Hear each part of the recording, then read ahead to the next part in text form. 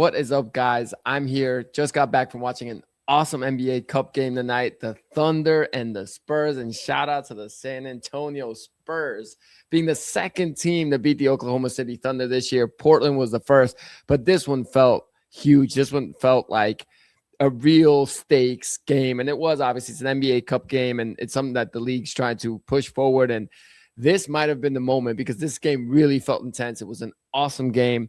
I'm going to talk a little NBA Cup, and then we'll go through some NFL picks. I'll try to speed through everything as quickly as I can since there's kind of a lot to go through. NBA Cup, before we get to the Spurs Thunder game, the Knicks knocked off the Magic in the first one of the afternoon. Jalen Brunson is just spectacular. 40 points. The Knicks won by 12, 132 to 120. Jalen Suggs played great for Orlando, but he left with an injury. It might be kind of serious, and the Magic for the past couple seasons, including this one, just can't seem to stay healthy. Tough break for them, tough loss for them. And now the Knicks advance to the final to take on, as we found out shortly after, the Spurs in what should be an awesome final for the NBA Cup on Tuesday here in Las Vegas. But, I mean, the game of the night, obviously. San Antonio and OKC. I was at this game, and full transparency, I love history. Well, I shouldn't say it that way. I love watching history. I love being a part of, being able to see these incredible athletes do what they do. So with Tom Brady, watching him, I've always rooted for him to win Super Bowls, including the year that he won it in Tampa, because I will always remember that, and I want to be able to say, like, I remember watching that. And same thing with Mahomes, obviously, other than that Super Bowl. When he's been in Super Bowls, I root for the Chiefs because I want to be able to say I remember where I was when Mahomes won his third and maybe fourth and fifth Super Bowls and all that kind of stuff. So with the Thunder, you're not going to get me to hate on the Thunder. I don't care how good they are. I don't care if they end up winning 4 straight titles. I think it's awesome to be able to witness this. And, for them, they're 24-2, 24-1 going into this game. And so I want them to keep winning. I want to say I witnessed the greatest the most winning season in NBA basketball history. So I don't want them to lose any more games. If they could go 80-2, I'd love it. So obviously in this game, I'm watching it, kind of rooting for the Thunder. But then also, this Spurs team is hard not to root for. And so I'm rooting for Wemby to come in. In the first quarter, he didn't play at all. So I'm sitting there thinking, like, is he even going to play tonight? What's going on? Maybe it's a minutes restriction. And if it is, then I guess that makes sense. You try to keep him for the end of the game. And that's exactly what the Spurs did. And, I mean, it was a great strategy. He ended up playing 21 minutes. So it was perfectly done by them. He had 22 points, shot 6 for 11, 9 rebounds. And he was a plus 21 in the plus minus category. And let me tell you, it was evident that he was a plus a lot because anytime he was on the court, they were playing great. And it's frankly, I mean, in the first quarter, the Thunder got out to an early lead. I mean, they were up 31-20 at the end of the first. At one point, they were up by 16 points before halftime. And I remember thinking the Spurs need to cut this down to under 10. And they did. It was a 3-point game at halftime, and the Spurs had all the momentum because Wemby had been in there playing great. Thunder really couldn't score when he was in there, and he was making the difference on the offensive end. So I just then come third quarter, once it was close, I kind of was like, you know what? I just want a good game now. So I just wanted to see a good game, and we got that 111-109. I did think Caruso got fouled actually on the last play of the game where J-Dub missed a free throw on purpose to try to give them a chance. Caruso gets the offensive rebound, puts it right back up, and it looked to me like a clear foul. Didn't get called. It is what it is. Spurs advance. And like I said, it's just it's fun to see. And I think this is going to give them a confidence boost. I mean, you got Wemby only playing, 21 minutes against a healthy OKC team and beating them in a game that matters. If they match up in the playoffs, I mean, yes, the Thunder will be favorites. But if you're the Spurs, you're like, we can take this team. And the Spurs, this might have been the moment that they say, like, hey, we are here. And obviously it depends if they go and, lay an egg in the final and the Knicks beat them. Sure, maybe then the NBA Cup won't feel as important for them. But this game, I think, really was. Just by the way it played out, too. The Thunder in the beginning got off to the early lead. Shea was incredible. He's just SGA he's just fantastic. I mean, you don't even feel it with him like he's having a great game when he's having a great game. That's how smooth he is. So 29 points for him. And really, like I said, it's just so smooth with SGA. If you give him an inch, he'll knock that shot down all day, every day. And he played great as well. So, like I said, I mean, the NBA Cup, it was great. I wish more fans were at this game in person. I would say it was about 75% filled, maybe 80% filled. And the fans were kind of just there, it seemed like, until the end. And then the few, I mean, I shouldn't say few, it was probably a good 30% of the arena of Spurs fans really kind of got hyped and started to get going. There were OKC fans there as well, probably 25% OKC fans. And the rest were just fans that were there either because they planned on the Lakers being there and the Lakers weren't there, or just fans from the earlier Orlando Knicks game, or just fans like myself that are NBA fans and wanted to be in the arena. So, ultimately, like I said, I mean, great job by the Spurs. I mean, it was just awesome to watch. And honestly, I find myself rooting for them now in the final against the Knicks because I think this could be that moment that propels them. And obviously, I think they're a confident basketball team, but I think this will take them now. If they win this tournament, I mean, it's high stakes essentially for these teams, especially when you get maybe in the group stage, these players don't care too much. But once you get here, if you're there already, why not try? Why not go for it? And I think they'll go for it. And obviously, we'll see what happens. But if they end up winning, it could be that monumental moment for them that says, hey, with a healthy Wembanyama, we can win the whole damn thing. And maybe that happens. So, all right, switching gears now, we'll talk a little bit of NFL. Obviously, week 15. Atlanta took care of business in Tampa. That's over with. No need to talk anymore about that. Tampa just kind of, they were up by 2 touchdowns and they just let that one slip. So, I mean, they need to get their stuff together if they're going to even think about making the playoffs. Cleveland at Chicago. Interesting game here. How will Caleb Williams play against the Cleveland defense, who up until last week was a very good defense, but last week I don't remember who they played. Let me take a look here because they gave up a lot of points, I'm pretty sure. Yeah, they lost to the Titans. They gave up 31 to the Titans. And the week before that, they gave up 26 to the Niners. They had been playing good football and suddenly not so good. So we'll see what happens. Chicago's favored by 7.5. Truthfully, I think that line's a little bit high. I like Chicago to win it, but 7.5 is on the high end for me. I think Cleveland, Shedeur is kind of finding his stride. Hey, when you're wrong, you got to say you're wrong. I was wrong. I think the dude is ready for the NFL. I did not think he was, but he's ready, and he's been playing good football. So good for Cleveland. This will be a good test for him with an opportunistic defense in Chicago that's been getting turnovers. We'll see if he can keep from turning the ball over, and if he does that and doesn't turn it over, hey, Cleveland may be able to upset the Bears. I think they won't. I think Chicago still wins, but I think it'll be close. Baltimore at Cincinnati. Obviously, Burrow is the story with all his comments. In my latest pod, we talked all about that. Baltimore is favored by 3 in Cincinnati. Kind of weird. I'm taking Cincinnati. Give me the upset. I think the Bengals will win this. I mean, last week they were in it against Buffalo on the road, and ended up obviously a couple tip balls, pick 6, and that did them in. But I like Cincinnati here. All right, Chargers at the Chiefs. Chiefs are favored by 6.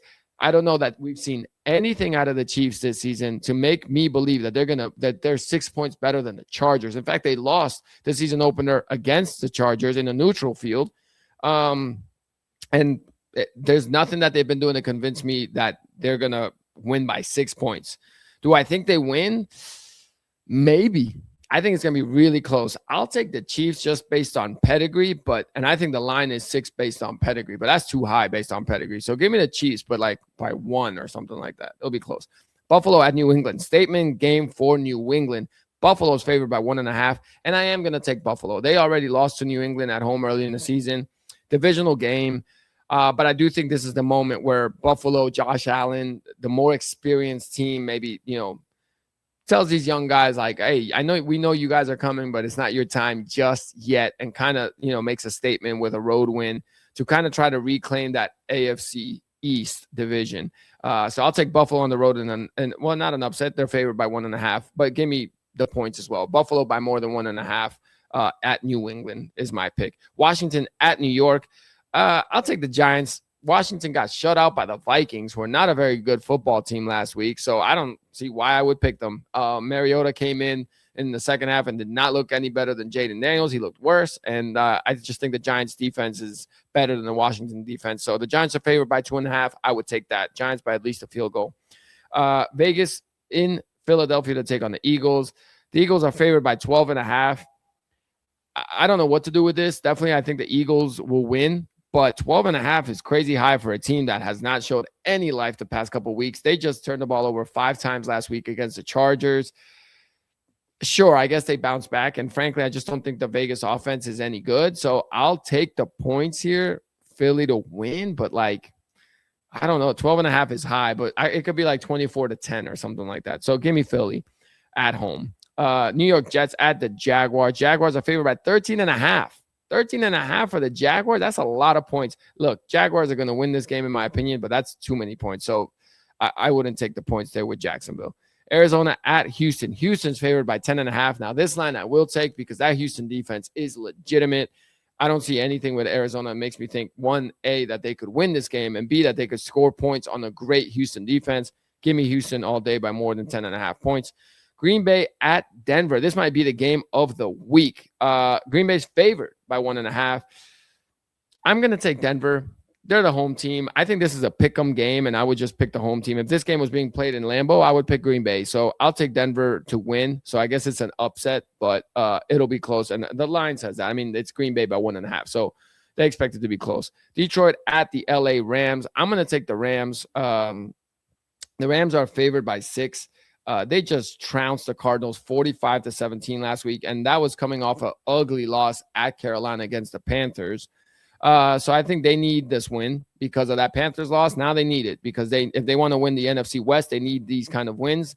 And I just think that the Rams are, I would count on the Rams more than I count on Detroit. The Rams defense is pretty good, and Detroit's defense is banged up just like last year. So give me the Rams. The line's 6. I think the line is spot on. But if I had to lean one way or the other, I'll lean Rams just because if it's 6, that's exactly what I think it's going to be. But, I think it could be a touchdown game. So give me the Rams. Carolina at New Orleans. Tough one here because Carolina can take control of the NFC South. And they're taking on an NFC South team in New Orleans who's not a great team. But Tyler Shuck has been playing pretty good football. The Saints are kind of feisty. I mean, last week they beat Tampa Bay on the road. Obviously, Tampa's not playing great football. But you know what?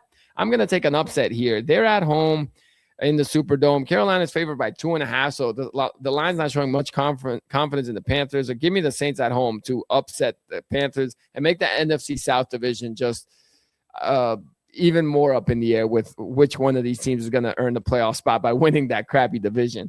All right, Tennessee at San Francisco. Yeah, I'm taking the Niners, no doubt. They're favored by 12.5. I'll take that. I think they win by 2 touchdowns for sure against Tennessee. So I'll take the Niners at home.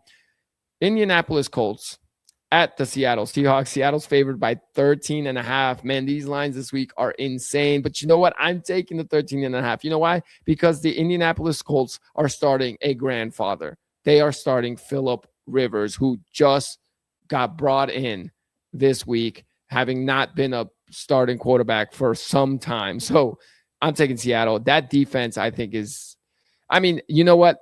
Mentally, maybe Phillip Rivers can read the defense and still figure out, like, okay, this is where I'm supposed to go with the football. Except I don't know if his arm's going to lead the football where it needs to go. So give me Seattle by more than 13.5 at home. Minnesota at Dallas. Dallas is favored by 5.5. That line's right, probably where it should be, but I would take Dallas by more than 5.5. Look, J.J. McCarthy played much better last week. I'm not going to say great, but he played well last week. I haven't seen anything to make me think that that's going to be something that's consistent yet. Obviously, if he gets it done this week, we can start thinking about that. But for now, Dak Prescott, Dallas offense, the Vikings defense shut down and shut out the Washington Commanders last week. I don't think they're going to be able to do that with Dak and this Dallas offense. And if Minnesota gets behind, the game plan changes. KOC can't stick to the run. Now you put J.J. McCarthy in bad situations. That's when the turnovers happen. So we'll see how that plays out, but I would take Dallas by more than 5.5 points. That's the Sunday night football game. And Monday night football, Miami at Pittsburgh. I'll take the Steelers in a close one, maybe like a 21-20 type game. Pittsburgh's favored by 3, so the line's a tad bit high. But again, if it's 3, usually I would take the points, but there's a chance that Miami wins this. So that scares me because I might have picked Miami if this game was in Miami. So I'm going to take Pittsburgh at home, but I would say it's closer than 3, even though it might be a field goal. So we'll see. But that is essentially the week 15 slate. Sad times as the NFL season is starting to wind down, but exciting because obviously the playoffs is just a different beast, and it's a lot of fun football there. So that's the rundown for this weekend in the NFL. Again, NBA Cup. I'm excited to watch Tuesday, Knicks and the Spurs. I'm going to pick the Spurs. I kind of want the Spurs to win it all and see this young team get rewarded with their hard work. And also, I just think Wemby's just a different animal. And even though I think Cat maybe can slow him down and match up better with him than, Chet Holmgren or Isaiah Hartenstein could have tonight, I just think that he's so unique. And we'll see. But I think it'll be a great game. And I do think those young Spurs guards are so much fun to watch. Stephon Castle, mega athletic. Dylan Harper comes in off the bench. The dude is like a 6'5" point guard. Devin Vassell, all these guys. So I'm excited to watch that. It should be great. And I hope this NBA Cup product keeps going for the NBA, because tonight sure felt like a really, really intense, fun game. And yeah, more of that. All right. Enjoy the rest of the weekend, you guys. And I'll try to talk to you soon.